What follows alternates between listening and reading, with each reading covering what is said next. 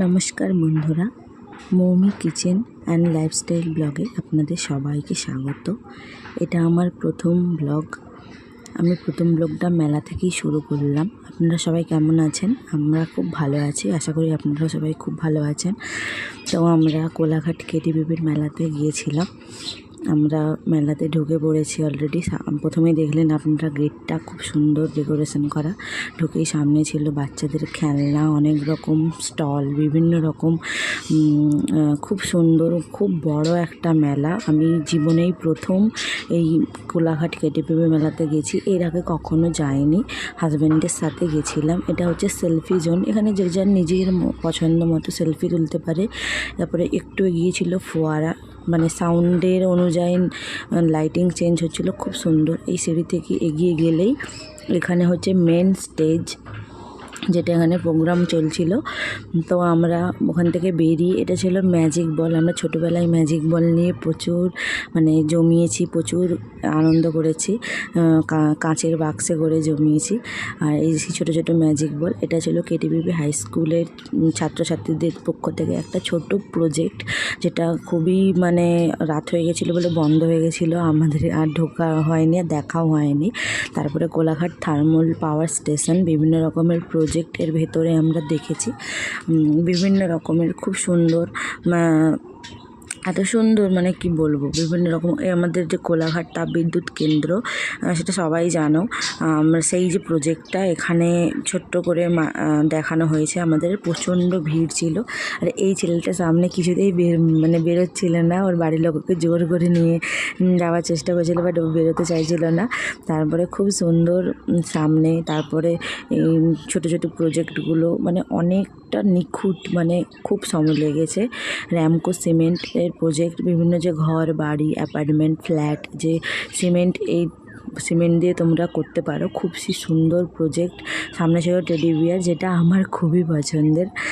তারপরে সামনে তো পৌষ সংক্রান্তি, আপনারা সবাই জানেন, তাই জন্য কাকুটা বিভিন্ন রকমের পিঠের মডেল দেখাচ্ছিল। তারপরে একটু এগিয়েই দেখলাম এখানে বিভিন্ন রকমের ফুডস স্টল, বিভিন্ন রকমের জামা কাপড়, তারপরে হচ্ছে খুব সুন্দর বাসন।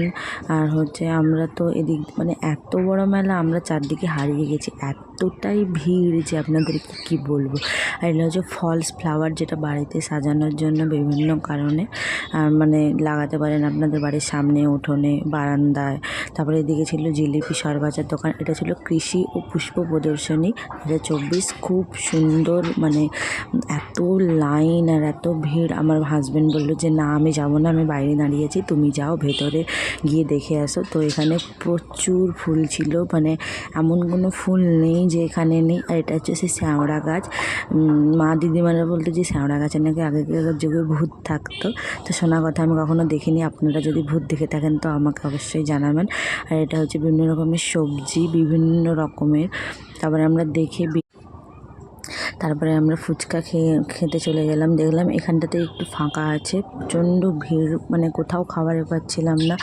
বর যখন ক্যামেরা করছিল, আমি ওকে একটু খাইয়ে দিচ্ছিলাম, কারণ তারপরে এখানে ছোট ছোট বাচ্চারা খেলা করছিল, গাড়ির এখানে সুইমিং পুকুরে বাচ্চারা বিভিন্ন রকম, ওদের বাবা মারা বাইরে দাঁড়িয়েছিল আর ওরা জলে বিভিন্ন খেলা করছিল, খুব সুন্দর লাগছিলো দেখে।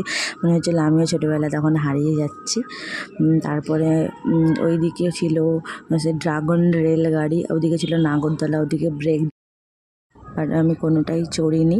তারপরে আমি একটা স্মোক বিস্কুট ট্রাই করলাম, যেটা আমার হাজব্যান্ড আমাকে খুব বলেছিল ট্রাই করতে, খুব সুন্দর। আমি জীবনে ফার্স্ট ট্রাই করলাম, আর কি ঠান্ডা, মুখে রেখেই আমার মুখ পুরো ঠান্ডা হয়ে যাচ্ছিলো, আপনারা সবাই দেখতেই পাচ্ছেন।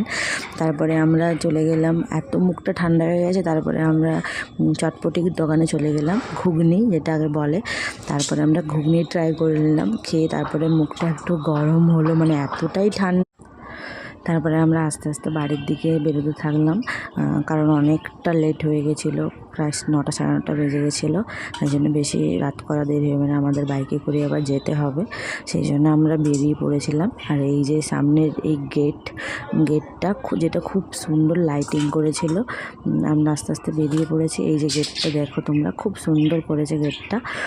তারপরে আমরা আস্তে আস্তে বাড়ির দিকে বেরিয়ে যাই। তারপর দূর থেকে আমি নাগরদোলাটাকে একটু জুম করছিলাম, দেখো তোমরা কত। আমরা বাইক নিয়ে বেরিয়ে পড়লাম আস্তে আস্তে হাই রোড ধরে, কারণ অনেকটা রাত হয়ে গেছিলো আর প্রচণ্ড ঠান্ডা, সেজন্য বেশি লেট করা দেরি হয়নি, মানে বেশি দেরি করা ঠিক হয়নি, সেই জন্য আমরা বেরিয়ে গেছিলাম। আর আস্তে আস্তে বাড়ির দিকে আমরা রওনা হচ্ছিলাম। আবার আমি পুরো আমাদের ব্লগটা যদি ভালো লাগে আপনাদের আমাদের পাশে